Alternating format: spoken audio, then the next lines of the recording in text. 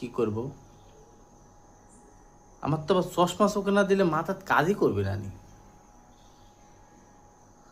কি করি, কি করব?